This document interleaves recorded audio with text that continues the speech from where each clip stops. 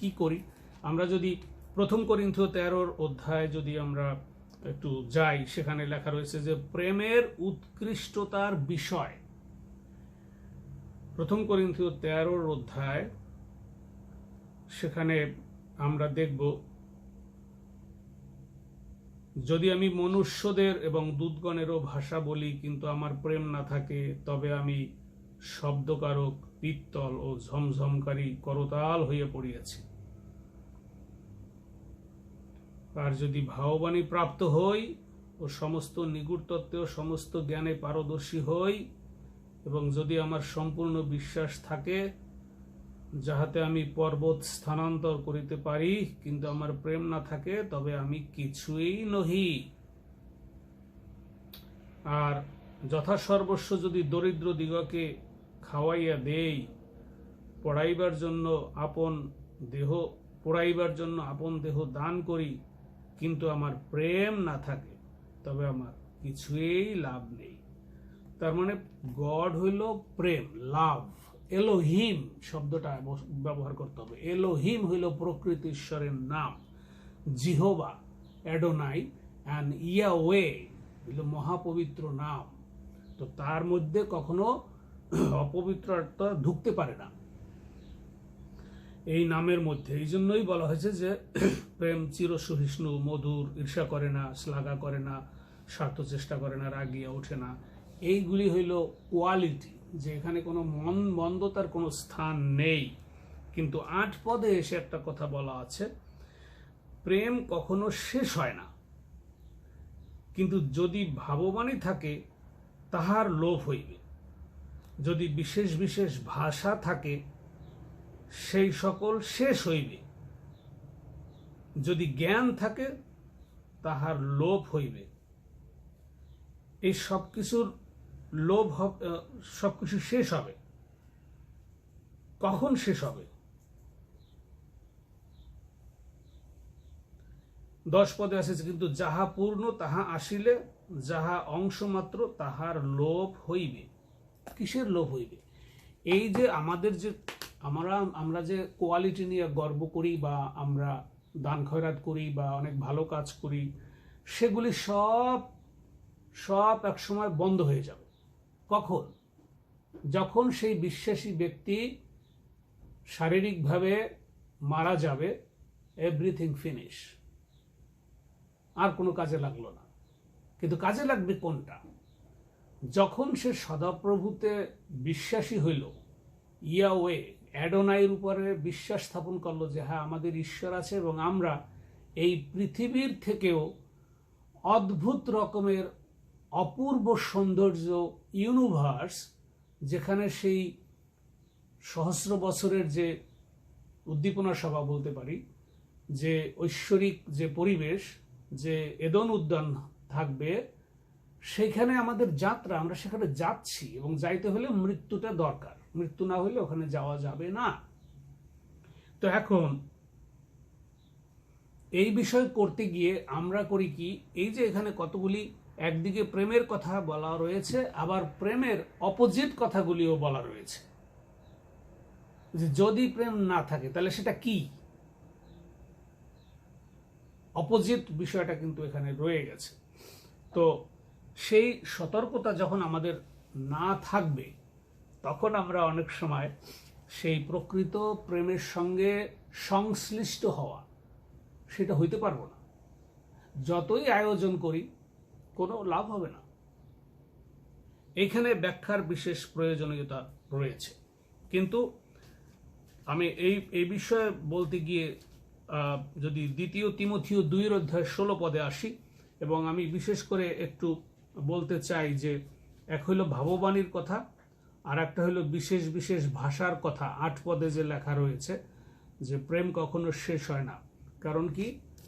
প্রেমই হলো ঈশ্বর, লাভ সমান সমান এলোহিম বা ইয়াওয়ে, অ্যাডোনাই, জিওবা। এই নামই হলো পবিত্র নাম। তো এখন দুটি বিষয় আমরা সমস্যায় পড়ি, এই জন্য এটা আলাদা করে আবার লেখা হয়েছে যে 8 পদে প্রেম কখনো শেষ হয় না, কিন্তু যদি ভাববাণী থাকে তাহার লোভ হইবে, যদি বিশেষ বিশেষ ভাষা থাকে তাহাও শেষ হইবে, যদি জ্ঞান থাকে তাহাও লোপ হইবে। তার মানে কি, জ্ঞানের গর্ব করা যাবে না, ভবিষ্যৎবাণী যারা দেয় তারা সেগুলি লোপ হয়ে যাবে, সেগুলি থাকবে না, সেগুলি কোনো আর কাজে লাগবে না, সব কিছুই বন্ধ হয়ে যাবে। এবং যদি বিশেষ বিশেষ ভাষা, এই বিশেষ বিশেষ ভাষা নিয়ে আরেকটি সমস্যা, যেটাকে ভর করে মানুষ উল্টা ব্যাখ্যা দিছে। এটা কে দিছে? মানুষ দেয় না। লুসিফার মানুষের মধ্যে ঢুকে, ডেভিল স্পিরিট, মন্দ আত্মা মানুষকে ডিসিভ করে। এই মন্দ আত্মার মধ্যে, মন্দ আত্মার ভিতরে ঢুকে তাকে বলে যে তুমি এইটা ব্যবহার করে তুমি তো বিখ্যাত হইতে পারো, তুমি এইভাবে তো তোমার সমৃদ্ধি তুমি বাড়াতে পারো, তোমার হাজার হাজার শিষ্য হবে, তোমার অনুসারী হবে, তো তুমি কেন চুপচাপ বসে আছো? এটা হলো লুসিফারের কুমন্ত্রণা, যেগুলি যারা বিশ্বাসী তাদের জানা উচিত। এই জন্য 2 তিমথিও 2:16 বলা হয়েছে, 2 তিমথিও 2:16 যদি আমরা যাই, সেখানে দেখব যে কিভাবে আমরা এই ভাষা দিয়ে ঈশ্বরকে অবমাননা করি। ভাষা দিয়ে ঈশ্বরকে অবমাননা করি কিভাবে, সে বিষয়টি এখান থেকে আমরা দেখতে পাব। যে এই যে পবিত্রতার পাশাপাশি যে মন্দ বিষয়গুলি আমাদের ভিতরে ঢুকে পড়েছে, আর আমরা সচেতন হব না, মাত্র 2-1 মানুষ শুধু কথা বলবে আর কেউ কথা বলবে না, সেটা তো হয় না, সেটা তো হয় না। সবাইরই সত্য বিষয়ে যদি আমি জানি, তাহলে সে বিষয়ে আমাকে তো দৃঢ়ভাবে আমাকে সেটি বিশ্বাস করে, বিশ্বাসের উপরে দাঁড়াতে হবে। যেমন আমরা শুনলাম একটু আগে গানে, না, বিশ্বাসের সেই বুক পাটা, ঈশ্বরের সমগ্র যুদ্ধ সজ্জা পরিলাও। এটা কি? এই গানটা সাংঘাতিক একটা গান। তার মানে আমি যদি আমার সত্যের বাক্য দিয়ে নিজেকে আবৃত করতে না পারি, তাহলে ওগুলি আমার কোনো কাজে লাগবে না। 2 তিমথিও 2:16 যদি পড়ি, একটি 16 পদ, সেখানে আছে, কিন্তু ধর্ম বিরোধী নিঃসার শব্দারম্বর হইতে পৃথক থাকো। এর মানে কি?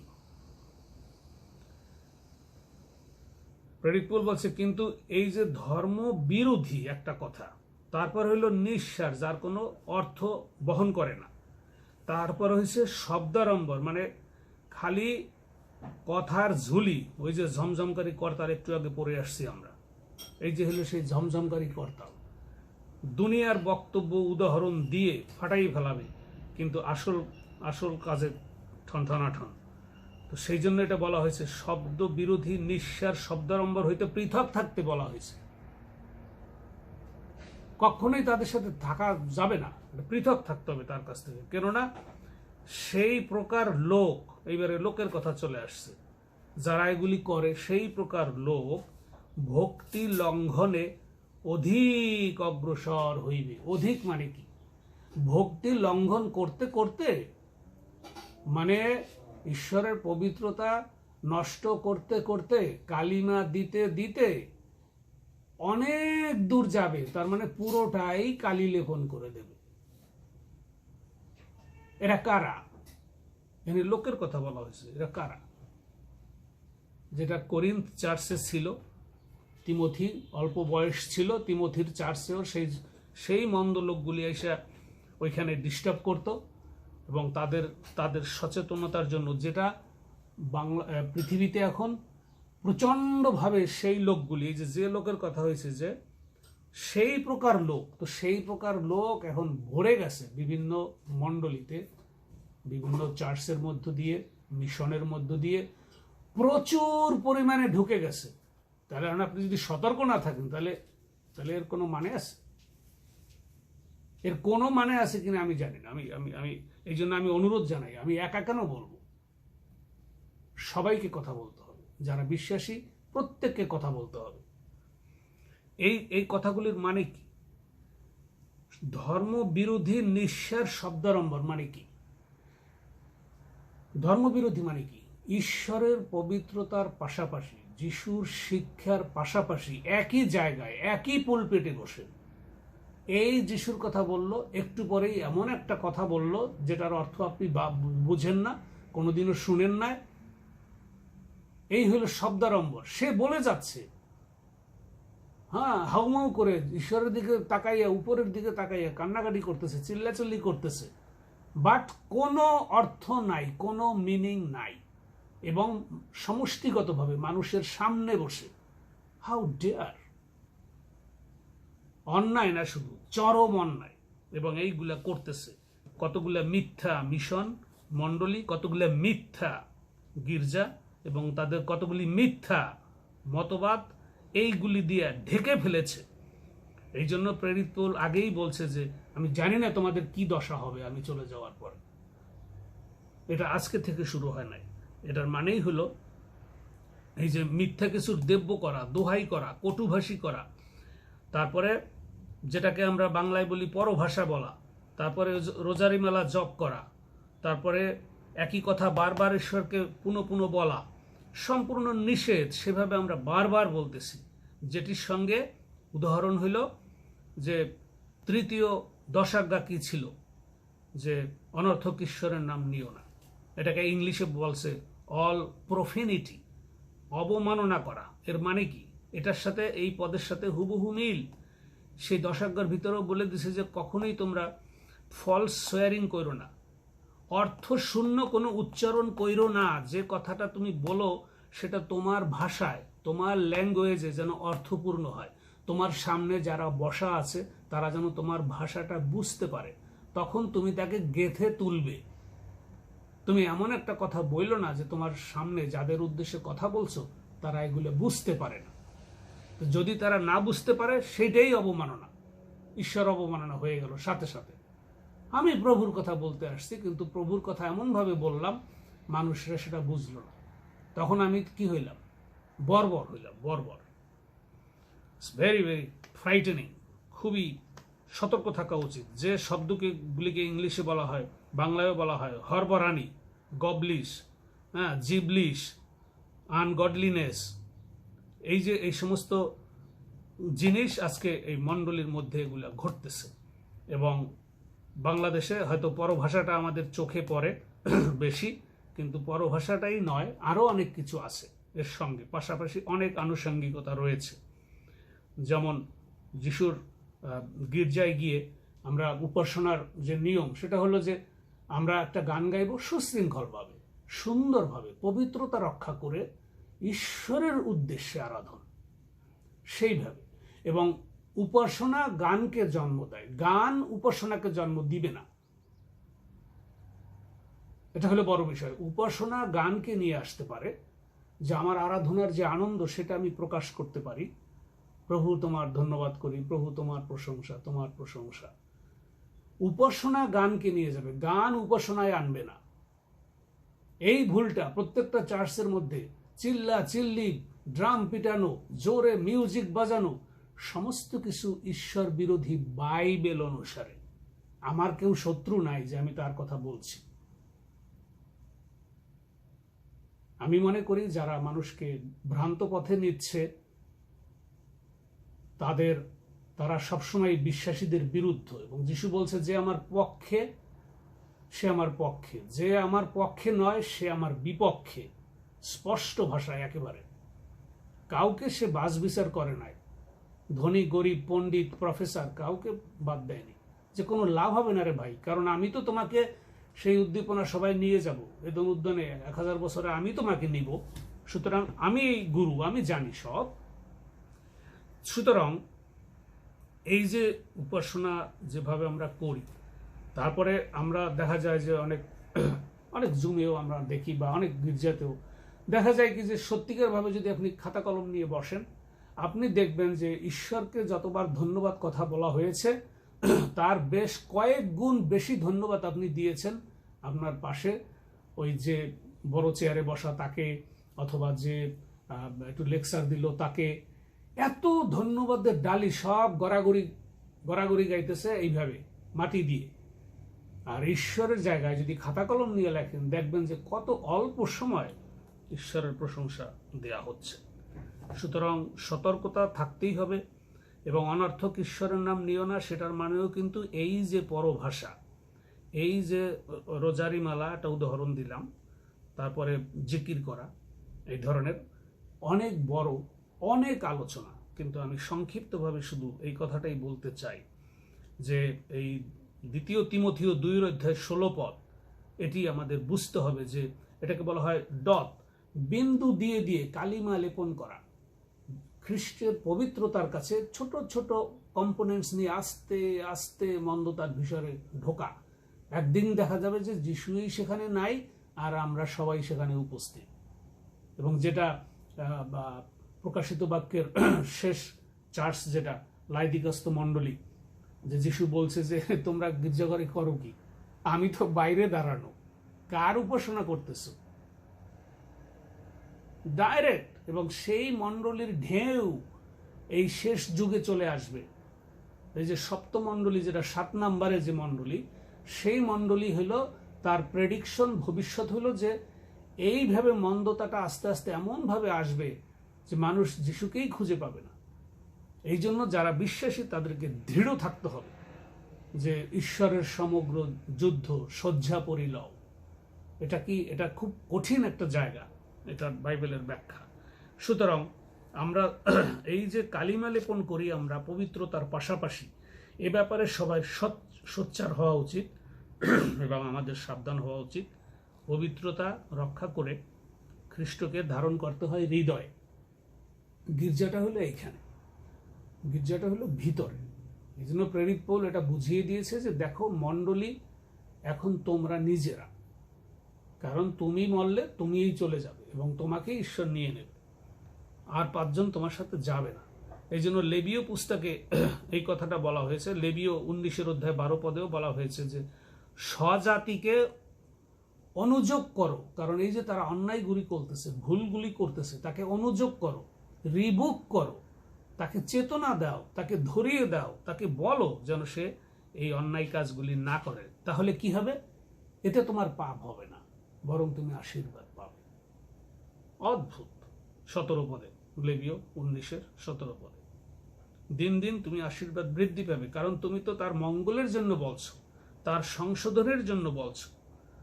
আমার নিজের তো স্বার্থ না যে আমার এটা বললে পরে আর একজন আমাকে টাকা পয়সা দেবে বা আমি অমুক পাবো, সেটার জন্য তো না। নিঃস্বার্থভাবে ঈশ্বরের পবিত্রতা রক্ষার জন্য আমরা বলতে চাই।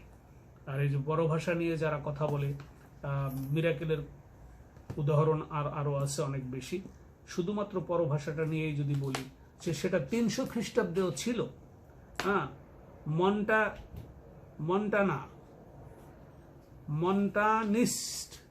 মন্টানিস্ট নামে একজন ছিল যিনি এই পরভাষাটাকে ব্যবহার করত, হেরেটিক্স ব্যবহার করত। এটাকে বলা হয় উৎপদগামী, ভ্রান্ত। 300 খ্রিস্টাব্দের দিকে সে এই পরভাষা ব্যবহার করত। এটা হলো কি আবার? এটা হলো ভ্রান্ত আত্মা, বোবা আত্মা, লুনেটিক স্পিরিট, যেটা প্রেরিত 16:16 আমরা পাবো। লুনেটিক স্পিরিট, মন্দ আত্মা দ্বারা এগুলি করে। তারপরে আসলো মাদার অ্যানা শেকার, 1700 খ্রিস্টাব্দে। সে নিজেকে এই যে যিশুর অবমাননা করতে করতে, সে এই পরভাষা বলতে বলতে সে ঘোষণাই দিয়ে দিল যে সে হইল মহিলা যীশু খ্রিস্ট, জিসাস ক্রাইস্ট, সে মহিলা যিশু। সে এই ঘোষণা দিল এবং তার দলে কিন্তু প্রচুর লোক, অগণিত লোক তার দলে। সেটি তারপরে আসলো মিস্টার আরভিং, প্রেসবিটিয়ান লোকের, তিনিও পরভাষা ইউজ করতো এবং তার কোনো ভবিষ্যৎবাণী জীবনে একটাও সত্যি হয় না, মিথ্যা। তারপরে জেনিসিন্স, উনি ক্যাথলিক গ্রুপের একটা গ্রুপ, তারা এই পরভাষা ব্যবহার করত এবং তারা পরিত্রাণের বিষয়ে কখনোই কোনোদিন বলতো না। কিন্তু সোজা সাপটা হিসাব, যাহারা যিশুতে বিশ্বাসী হয়ে বর্ন অ্যাগেইন হয়েছে, যিশুর ক্রুশীয় মৃত্যুর পরে শিষ্যদের কাছ থেকে যিশুর পবিত্র রক্তক্ষরণের সুসমাচার শুনে যারা যিশুকে গ্রহণ করেছে, একজন লোকরে কেউ দেখাইতে পারবে না যে তারা পরভাষা ব্যবহার করেছে, একজন কেউ পারবে না।